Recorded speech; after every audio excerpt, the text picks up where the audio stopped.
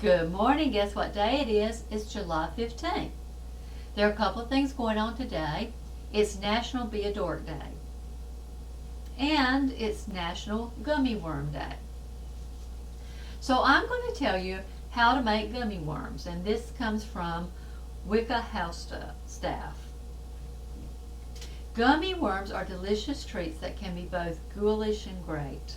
You can put gummy worms in mud pudding on top of ice cream or eat them by themselves. So how do you make them?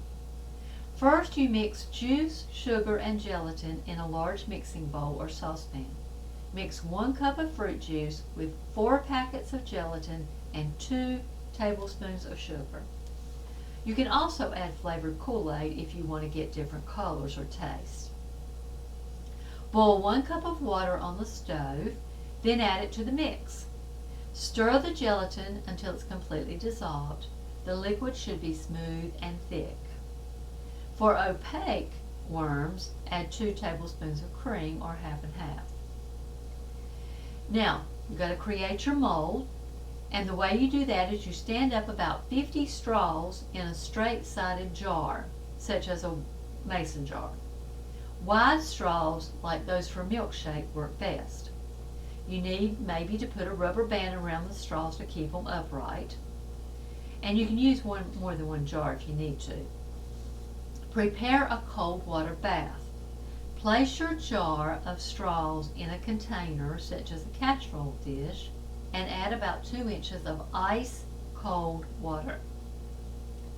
Pour in half of the mixture carefully and evenly into the straws. Fill them up about 2 inches. Add food coloring if you want to have a multicolored gummy worm like the ones in the stores. Add a few drops of food coloring to the remaining mixture. So make sure then that you fill all the straws full of the mixture. Remove the jar from the ice bath and put it in the fridge overnight. Pull the straws out of the jar. They may be difficult at first because of the excess gummy material in the bottom. Clear away any excess gummy material from the sides of the straw and the ends, and you can eat that as well if you want.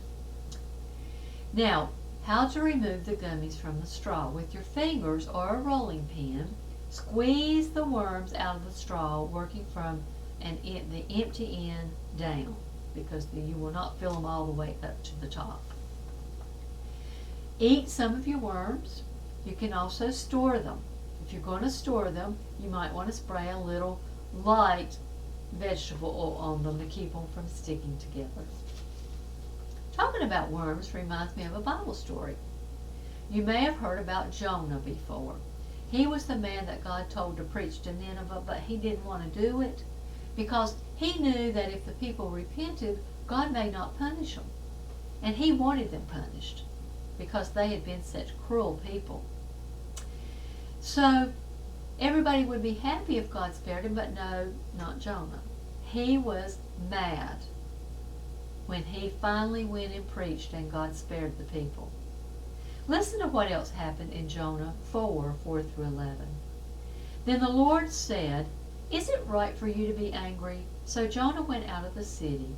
There he made himself a shelter and sat under it in the shade, till he might see what would become of the city.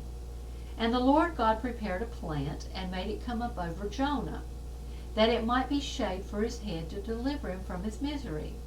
So Jonah was very grateful for the plant. But as the morning dawned the next day, God prepared a worm, and it so damaged the plant that it withered. And it happened when the sun arose that God prepared a vehement east wind, and the sun beat on Jonah's head so that he grew faint. Then he wished death for himself and said, "It is better for me to die than to live." Then God said to Jonah, "Is it right for you to be angry about the plant?" And he said, "It is right for me to be angry, even to death." But the Lord said, "You have had pity on the plant, for which you have not labored, nor made it grow, which came up in a night and perished in a night. And should I not pity Nineveh, that great city in which are more than 120,000 persons who cannot discern between their right hand and their left, and much livestock. Like Jonah, we may judge others, unworthy of God's forgiveness. Don't make God prepare a special plant and worm for you. Let only Him be the judge.